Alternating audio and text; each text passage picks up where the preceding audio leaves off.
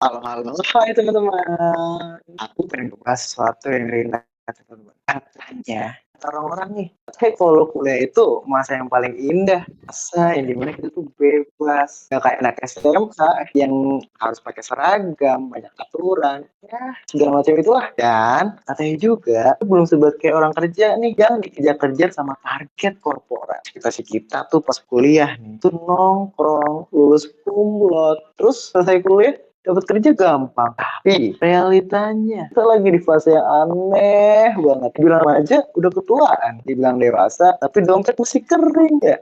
Kita sibuk banget buat nyimbangin IPK, terus juga kita harus mengerjakan proker-proker organisasi juga nih yang nggak ada habisnya. Di satu sisi, orang tua juga nuntut kita untuk cepet lulus, tapi di sisi lain kita mau eksplor banyak hal. So, di episode kali ini kita nggak cuma tips sukses, kita bakal ngomongin tentang di antara deadline dan juga ekspektasi. Selain itu juga pasti muncul nih kayak ini ngebahas apa sih, ini mau ngapain? Kita mau ngebahas tentang realita mahasiswa bareng sama Kak Abe dan juga Kak Aska. Halo. Halo. So, gue dong, saya dulu.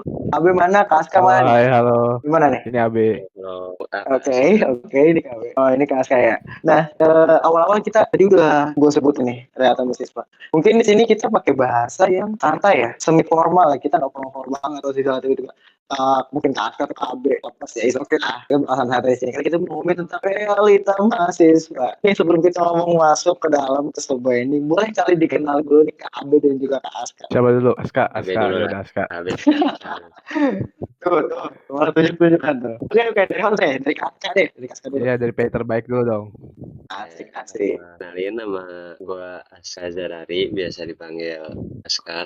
Apalagi nih buatnya? Dari sekarang di semester berapa nih Kak Aska nih? Kebetulan semester 7. Waduh, penghujung ya. Bisa lagi sibuk-sibuk ya menyusun skripsi nih. Semangat gak sih nih sama judulnya nih? Realita mahasiswa. Aduh. Oh, selain itu juga Aska tuh ngikut apa aja sih, kegiatan apa aja sih di kampus tuh? Kebetulan sih sekarang lagi ikut BEM ya, organisasi BEM di kampus gitu. Oh, apa nih Kak? Boleh tahu S apa sih? Biar teman-teman yang dengerin dan juga mungkin nonton ya, yang ada di Sabang sampai Merauke biar tahu. S apa sih di BEM MF nih? Kebetulan sih gue sendiri jadi Kominfo yang di bawahnya itu ada beberapa departemen ya. Nah di situ gue jadi PI-nya atau mungkin menterinya gitu. Oh, I see. Jadi pengurus intinya dari Kominfo ini ya. Nah, Betul. aku udah kenalan nih. KB dong sekarang. KB.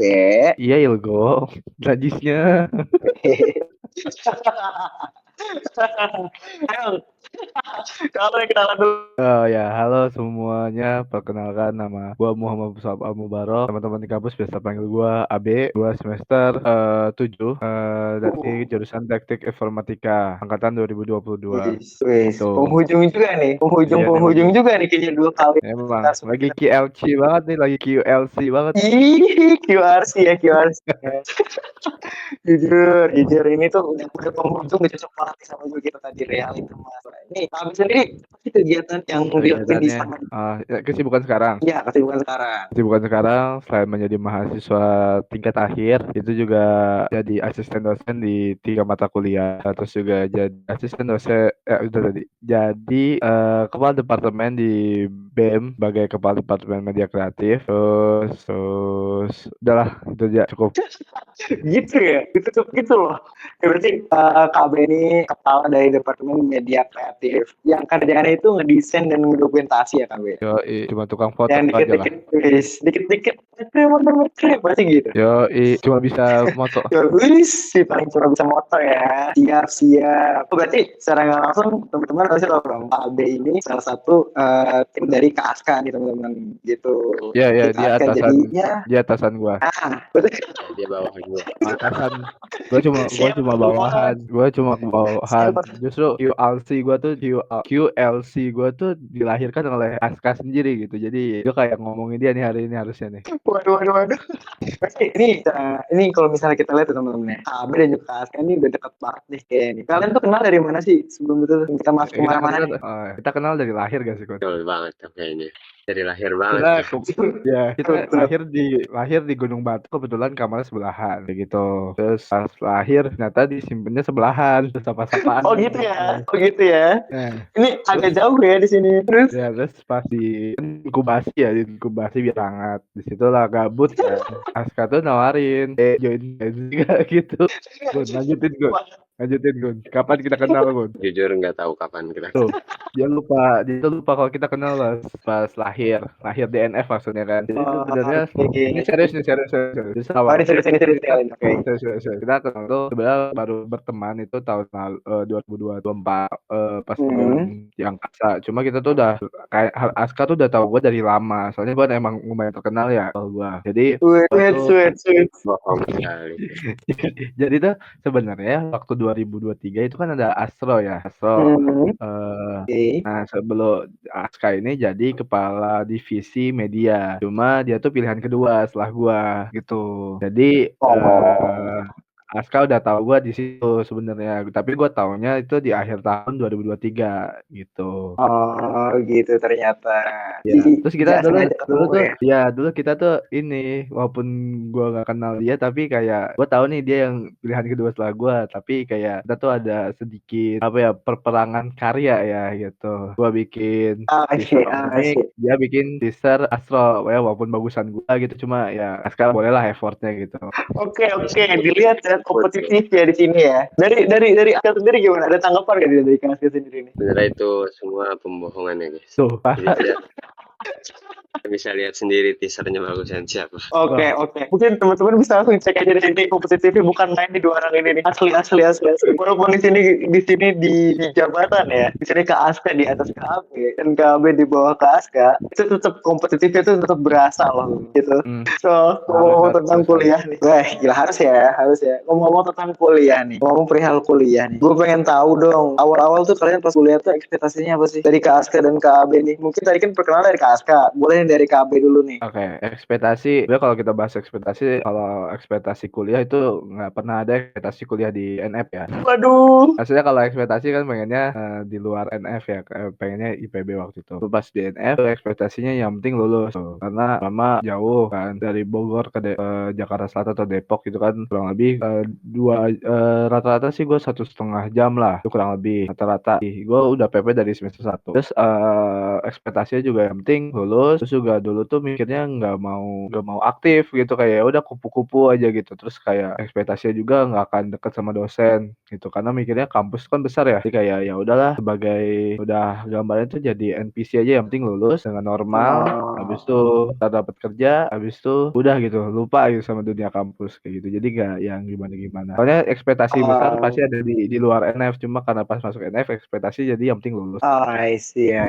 Jadi ya udahlah ya, ngomong kayak gimana juga, pokoknya gue harus lulus intinya gitu. Betul. Berarti karena, wah, ya gimana ya sebenarnya? Oke, boleh lanjut dulu dari Kak Aska deh. Dari Kak Aska gimana dari Kak Aska? Ekspektasinya pas masuk kuliah, pas masuk kuliah. Kalau gue sih beda ya sama KB ya. Mungkin gue lebih visioner. Anjir. Kalau ekspektasi gue sendiri gitu. Pas masuk kuliah sih pastinya ya pengen berkembang. Dan jujur karena gue juga nggak daftar kayak misalkan di kuliah negeri gitu. Jadi emang gue langsung ke STTNF karena gue ngeliat nih kayak kampusnya bagus gitu kan. Iya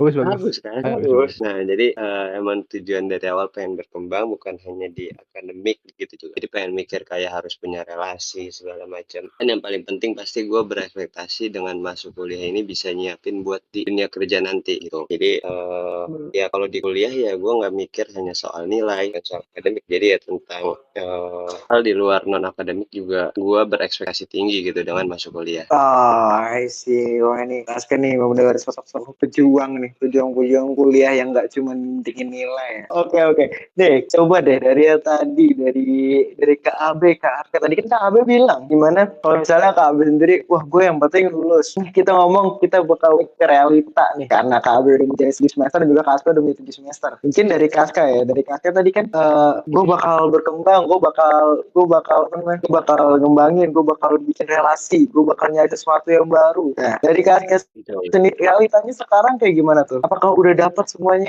Apa masih kurang? Apa gue ternyata anjir ekspektasi gue ternyata gak jauh nih di sini gitu. Oke, nah kebetulan sih kalau dibilang udah dapet apa belum pastinya udah ya. Nggak mungkin selama kita 7 semester nggak dapet apa-apa gitu kan. Dan alhamdulillahnya udah dapet, tapi ya ketika udah masuk ke tahap semester 5, semester 6 gitu. Dan dari gue sendiri kayak ngerasa masih agak kurang aja ngelihat gimana pencapaian-pencapaian orang lain atau misalkan teman gue atau misalkan orang di luar sana itu lebih bagus gitu dan dapat hal-hal yang lebih banyak. Di situ gue ngerasa kayak emang kira-kira gue udah cukup belum sih dari situ. Gue selalu mikir tiba-tiba kayaknya masih kurang gitu. Menurut gue sendiri sih masih kurang aja, belum puas gitu. Oh, ini gue suka nih kayak gini-gini nih. Manusia yang haus akan ilmu, haus akan segalanya nih. Nih coba dari point of view KB gimana KB? Tadi kan bilangnya, udah gue gara-gara gue masuk NF lulus aja lah. Yang penting lulus gitu kan. Coba sekarang gimana realitanya nih? Sebenarnya ini adalah gue sama Aska ini kayak sebuah keterbalikan ya. Dia ini visioner, kalau gue tuh lebih ke ya udahlah ngalir aja gitu ya. Jadi gue emang sejak awal tuh nggak pernah ekspektasi apa-apa. Salah satunya kayak gue nggak berharap. Gue walaupun di sampai SMA itu aktif ya di organisasi atau kepanitiaan. Cuma pas masuk kuliah karena mungkin rasanya malas gitu ya. Jadi awalnya niatnya nggak ada niat gitu. Jadi nggak ada, tadi ya balik ke pertanyaan awal itu nggak ada ekspektasi apa-apa. Cuma pas apa yang udah dia dapetin sekarang jadi banyak gitu. Karena emang kalau Aska ini mengejar, kalau gua tuh ya emang takdir ada jalan gua aja gitu. Jadi ya kayak gue tiba-tiba belajar kuliah IPK aman kayak gitu. Terus selain soal akademik juga di organisasi di bidang yang gue emang pengen tekuni itu selalu gitu dapet jalannya di kampus. Jadi kalau ibaratnya ini gue ngerintisnya kayak jalur enak banget gitu. Jadi kayak jalur gue tuh jalur yang mungkin gak banyak orang yang gampang itu gitu untuk dapet semua jalur yang gue dapet di selama di kampus gitu. Khususnya ini di bidang yang gue tekuni ya di media tuh. Cuma kalau di akademik ya gue bukan tipe yang gimana-gimana, yang penting lulus masih sama, yang penting lulus. Jadi ya itu aja. Berarti KB ini salah satu orang yang ketika objektif ya, yang bisa gue bilang tuh kayak misalnya gue pengen tato, gue misalnya pengen beli kue donat dan gue harus dapat donat itu, tiba-tiba ada jalannya gitu ya. Iya, jadi gue Ada aja bukan jalannya gitu. Iya, gue juga bukan tipe yang kayak bener-bener ngejar pengen ini pengen itu, terutama untuk ngejar sesuatu. Karena terbalik lagi gue nggak ada ekspektasi apa-apa, tapi yang gue dapetin itu lumayan, gue bisa bilang banyak di kampus gitu, khususnya di bidang yang gue tekuni sekarang. Kayak takdir di pihak gue lah untuk di bidang yang gue tekuni. Waduh. Kan kalau Aska ngejar kan, kalau gue mah dikejar gitu bahasanya. Lihat tuh teman-teman, lagi. Ya kan? Gak heran, memang udah gak heran kayak gitu. Waduh, berarti baik lagi ya. Kalau gue bisa bilang nih ya, KB dengan keberuntungannya, Aska dengan perjuangannya. Oke. So dari tadi kan kita masukin ekspektasi bukan realita nih. Kan tadi juga kenalan dari KB dan juga Aska nih dari BEM kan. Tapi banyak yang ngomong, entah itu di tweet, entah itu di TikTok, banyak lah di sosial media lain gitu kan. Yang gimana katanya kalau kalian ikut organisasi, nanti kalian nilainya turun gitu. Dari point of view kalian berdua gimana nih? Kalau dari gue sendiri ya, sebenarnya itu tergantung orangnya. Kayak ya udah gitu. Kalau misalnya lu gak bisa bagi waktu, kalau misalnya lu gak bisa ini itu, ya mau gimana? Itu tuh tergantung orang. Bener gak? Betul ya. Coba kalau dari pengalaman dari KB Kak, tadi dari Aska kita lempar lagi ke KB. Dari KB gimana nih perihal akademis ya? Tadi kan akademis yang penting lulus. Jangan yang penting lulus juga masih gede nih. Yang penting lulus. Ya, untuk akademik sih biasa aja sih, nggak bagus-bagus amat. 3,8 doang. Doang ya. Lagi-lagi doang. Aska lebih tinggi, Mas. Akademik ya, menurut akademik. Kalau yang gue rasain sama gue organisasi kan gue ngerasain di organisasi organisasi itu dari semester 2 ya berarti di kampus. Yang gua rasa itu Hmm. bener-bener ada fase di mana rasa aduh gua harus ngelepas satu gitu atau gua harus ya males gitu di salah satu tugas jiban gua. Nah, tapi Oh, gua selalu sadar gua karena kalau kita udah karena gua menyadari kalau kita udah sebagai mahasiswa tugas utama kita tuh adalah belajar kayak gitu. Tapi ketika kita betul join betul betul. organisasi ya, atau kepanitiaan, kita tuh dengan sadar kalau kita tuh mengambil tanggung jawab lain. Jadi ketika kita di dengan tanggung jawab yang ada dua itu atau lebih, ya itu sebuah konsekuensi yang harus dikerjakan tuh. Jadi ya benar-benar harus dibagi waktunya dan baik tadi benar itu gimana orangnya manajemen itu kayak gitu. Hmm. Terus salah satunya ya harus Nah, kalau emang kesusahan di bidang akademik terutama karena ini perkuliahan hmm. itu harus punya teman sih Oh, karena berarti dengan circle teman mempengaruhi juga ya? iya circle sangat mempengaruhi setidaknya karena gue bukan juga tipe yang pinter-pinter banget ya maksudnya bisa aja nggak sampai pinter nggak sampai jago tapi teman gue tuh jago-jago jadi ketika gue kesulitan atau nggak ngerti apa yang harus sampaikan teman gue tuh pada bisa ngejelasin ke gue buat bantuin gue bisa ngejar ketertinggalan gue di akademik kayak gitu. Nah, coba dari point of view Kaska gimana nih? Dari Kaska sendiri nih. Tadi kalau misalnya ikut organisasi itu kan banyak yang bilang ya di sosmed itu, wah nilai gue bakal turun, nilai gue bakal ini, terus juga mungkin ya. Tadi aku juga lupa nanya ini ke KB nih, keuangan gimana gitu. Keuangan di fase-fase itu tuh. Lagi kan ya harus sini situ. Belum mikirin ini, belum mikirin itu. Gimana nih Kaska? Sebenarnya enggak apa yang disebutin KB pun juga itu udah benar dan yang Kak Ilgo bilang juga itu udah benar gitu. Mungkin dari gue sendiri akan nambahin benar tadi kalau emang itu tergantung diri sendiri dan yang tergantung diri sendiri ini menurut gue prinsip ya. Jadi kan masing-masing orang itu punya prinsipnya masing-masing dan ketika prinsipnya udah kuat dengan misalkan dia ikut organisasi tapi dia punya prinsip bahwa nilai dia nggak mau turun gitu. Nah itu sesuai juga sama yang Kak Abe bilang konsekuensi ketika udah ngambil sesuatu yang emang punya konsekuensi yang besar ya harus terima dan berani untuk memperjuangkan si nilai itu biar nggak turun gitu. Jadi kalau dibilang ikut organisasi bikin nilai turun sih itu hoax ya gitu kan. Jadi tergantung gimana kita menyikapinya dan gimana kita bertanggung jawab juga nih pembagian waktu, pembagian manajemen keuangan, manajemen tugas dan lain-lain pasti itu semua bisa terselesaikan kalau emang dari diri kita sendirinya benar gitu. Oke, I see. Berarti setuju ya dengan maksudnya.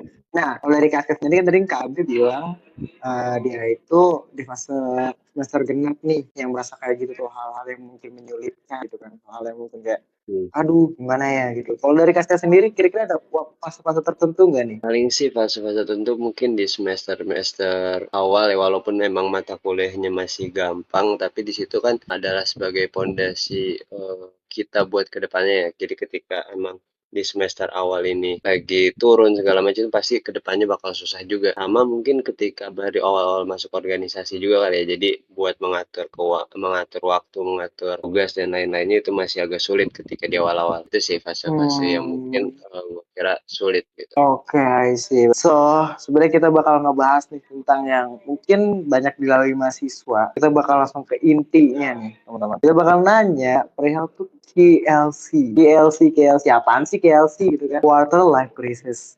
Nah, dari Kak Abe dan Kak Aska di fase-fase itu, di fase-fase tergenap dan fase awal dari Kak Aska sendiri, apa sih yang kalian tahu nih tentang Quarter Life Crisis? Oke, siapa nih? Aska Boleh. Oke, kan langsung pinter aja yang Bun langsung aja Bun. tahu gua gitu terkait quarter life crisis terutama di versi mahasiswa kali ya karena kita kan Benar. versi mahasiswa gitu. Nah mungkin kalau misalkan menurut gue pribadi kayak kalau quarter itu kan mungkin kayak setengah-setengah nih kayak yang Kak Ilgu bilang juga tadi di awal bukan anak SMA dan juga bukan orang kantoran gitu kan. Jadi kita ada di fase di Betul. mana lagi di tengah-tengah nih. Kayak misalkan lagi mau menuju sesuatu tapi loading terus di misalkan 99% misal biasanya kan kalau lagi install sesuatu tuh lagi loading lama itu lagi ada di posisi tengah-tengah di mana kita udah ada tekanan buat jadi orang dewasa gitu orang kerja segala macam tapi di sisi lain kita nih masih ada label anak kuliah atau mahasiswa gitu jadi kita berada di tengah-tengah yang mana belum sukses tapi udah dituntut buat jadi siap sukses gitu. Jadi kita ada berada di fase di tengah-tengah sih. Gitu menurut Waduh, gua. capek ya. Di tengah-tengah tuh maju salah, mundur juga enggak gitu loh. Kayak bener-bener Oh, udah lah. ke middle aja gitu. Nah, quarter life crisis ini sebenarnya normal ya, hal normal ya mungkin di ala kita para mahasiswa di sini ya. Kayak ya itu lu pasti bakal ada fase itu mungkin, tapi lu nggak tahu, lu nggak sadar kalau itu quarter life crisis lu di situ. Ya nggak sih? Nah kan kalau quarter life crisis nih pasti butuh sebuah ini ya, butuh sebuah teman. Mungkin dibilangnya support system kali ya. Dari lu berdua nih, gue pengen nanya satu aja jawabannya. Kira-kira nih punya atau enggak sebuah support system? agak AB cocok agak kayaknya. personal sih sebenarnya. Boleh dari AB. Oke, dari AB dulu Dari deh. Wes. Saya, mikir dulu gua kon ini mah. Aduh. mikir dulu. Oh gitu. Oh gitu ternyata. Jadi jawabannya apa nih? Punya atau enggak? Oh, Punya ternyata lah. tanya punya apa enggaknya? Oh iya, Pastilah punya punya. lah. Pasti punya. Punya. Mungkin kalau teman-teman nggak perlu pacar, kalau menurut gue ya, kalau menurut gue pribadi itu nggak perlu pacar, nggak perlu sebuah pasangan, tapi teman yang selalu ada pun sudah cukup. Gitu. Ya mungkin nih ngomong-ngomong, gue pengen nanya ke lu berdua nih. Kalian tuh punya planning atau goals ke depan kan ya? Pasti punya dong, ya nggak sih? Punya Punya. banyak. Gimana sih banyak ya? Gimana sih versi kalian nih nemuin goals kalian, nemuin tujuan kalian gitu, versi kalian nih ya? Karena gue bakal menarik kesimpulan dari versi kalian di sini. Karena ini menurut gue cukup penting buat ngadepin sebuah KLC ya. Ya, tadi Abe bilang juga tiba-tiba bengong, terus tiba-tiba bingung mau ngapain. Nah itu gimana sih cara nyarinya, nyari tujuan, nyari goals ya biar kita tuh bisa berangkat dari quarter life crisis ini ke bener-bener yang udah siap atau mungkin bener-bener yang udah kayak anjir sini lu semua datang semua gue udah ready nih. Mungkin dari versi Betul Aska nih. kali ya. Dari versi Aska Nah, deh, karena Dari AB boleh. dulu. AB enggak? dah, apa lagi? Dari versi Aska dulu deh. Nah, Boleh. Menurut gue sendiri ya, nyari tujuan hidup ya tadi, kayak nentuin mungkin ya. betul. Nyarinya mungkin nggak mungkin dong kita nyari di ChatGPT kayak. Hidup tuh AI semua kalau kayak begitu ceritanya. Kalau dari Boleh gue boleh sendiri, lagi. menurut gue tujuan hidup itu nggak tiba-tiba yang ada atau muncul gitu. Ya pasti kalau caranya ya pasti mulai dibangun dengan pelan-pelan. Mulai dari hal-hal yang mungkin kecil, kebiasaan kecil. Mungkin hal-hal kalau yang menurut gue kayak misalkan apa ya? Hal-hal yang bikin kita sampai lupa waktu ngerjain hal tersebut itu bisa jadi nantinya ujungnya bisa jadi tujuan gitu. Kayak contoh kebiasaan gua ngedesain segala macamnya pasti ada di tahap gua punya tujuan pengen ngedesain kayak gini segala macam. Nah itu ada sama mungkin kayak hal-hal yang bisa bikin kayak out atau bangga dengan diri kita sendiri gitu. Kayak misalnya ya tadi balik lagi nih ketika gua ngoding sesuatu sampai jadi sebuah project yang cukup besar kan pasti punya kebanggaan sendiri gitu kan. Nah dari hal-hal kayak gitu itu bisa jadi tujuan kita nanti. Oh gue pengen jadi bikin aplikasi ini, gue pengen bikin ngoding kayak gini segala macam, pengen belajar bahasa pemrograman ini. Nah, eksplorasi kayak gitu mungkin yang ngebuat nanti ujungnya itu jadi tujuan hidup gitu. Ya harus berkembang dari bawah sampai ke atas nanti itu sih. Oh, I see.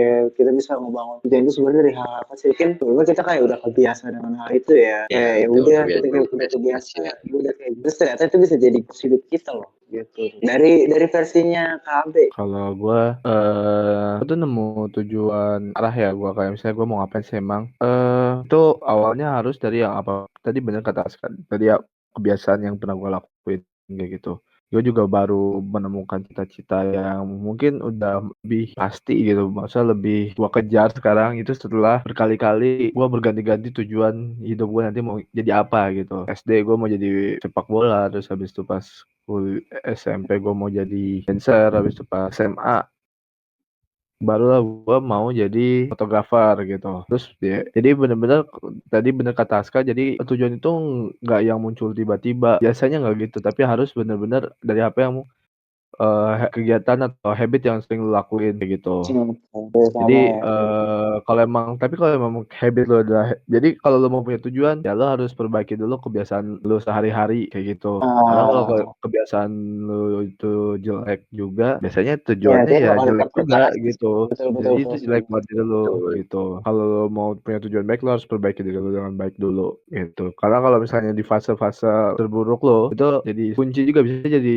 sebuah loncatan arah lo ke depannya bagaimana. Itu karena nggak sedikit orang juga ketika dia fase terburuknya dia memilih jalan yang buruk dia berakhir dengan kisah yang buruk juga karena tujuan dia ya tujuan yang buruk kayak gitu. Berarti emang disitulah kita harus benar happy dulu, kita harus benar-benar dari hal yang paling dekat dari diri kita lah, yang mirip ibaratnya ya, mungkin ini tuh identitas kita sendiri lah, branding kita sendiri di situ tuh kayak kita paling tahu dari kita sendiri kayak gimana, last passion lah ya teman-teman, karena itu udah mau penghujung juga nih. Kira dari kedua narasumber kita ini ada sebuah pesan nggak yang bakal disampaikan buat teman-teman yang mendengarkan dari Sabang sampai Merauke? Ini kan buat teman-teman terutama mungkin yang lagi dalam fase yang sama juga kayak quarter life crisis. Jadi menurut gua ya tadi disebut lu tuh coba kenalin diri lu lebih jauh dulu kayak coba menang terhadap diri lu sendiri. Mungkin quarter life crisis juga ketika rasa malas atau rasa tidak mau berkembang lu yang menang kayak gitu. Jadi gua biasanya kalau misalnya di fase kayak gitu ya berusaha ingat lagi tujuan awal gua apa kayak gitu. Terus juga kalau misalnya udah di fase life crisis terus sulit itu untuk keluarnya, ya pesannya sih coba untuk inget lagi gitu. Mungkin pesan gua ya terutama buat mahasiswa-mahasiswa yang lagi ngerasa kehilangan arah, habis itu mungkin overthinking segala macam. Ya menurut gua kalem gitu, nggak usah ngerasa kayak gagal.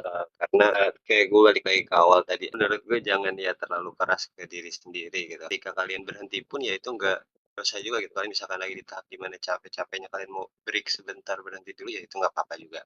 Yang penting nggak perlu ada kata menyerah gitu. Keren. Tapi sebenarnya dengan ya baik lagi ya teman-teman ya. Jadi baik kita tuh harus mempertahankan juga, menjaga dan juga ya repair diri sendiri lah, benerin diri sendiri gitu ya. Iya, karena kita sudah sampai penghujung episode dan mungkin kita bahas tentang quarter life crisis ini itu nggak cuma dijalani sama para pekerja, mungkin orang-orang yang udah tua dan juga mungkin orang-orang yang lebih muda mungkin dari kita ya. Kita harus tetap inilah, kita harus tetap berjuang juga, jangan sampai stuck di masa itu. Gue mau say thank you banget, gue say terima kasih karena sudah menyempatkan waktunya nih buat ngobrol bareng gue di podcast kita kali ini di Pen Time episode 2 yang bahas tentang KSI, Crisis Life Quarter, yang dimana divisi mahasiswa. Gue itu aja banget ya teman-teman ya, itu aja dari gue. Dari gue kalau misalnya ada kata-kata yang menyakitkan mungkin mohon dimaafkan ya dari Abe dan juga Aska. Demikian dan see you on the next episode. Bye bye.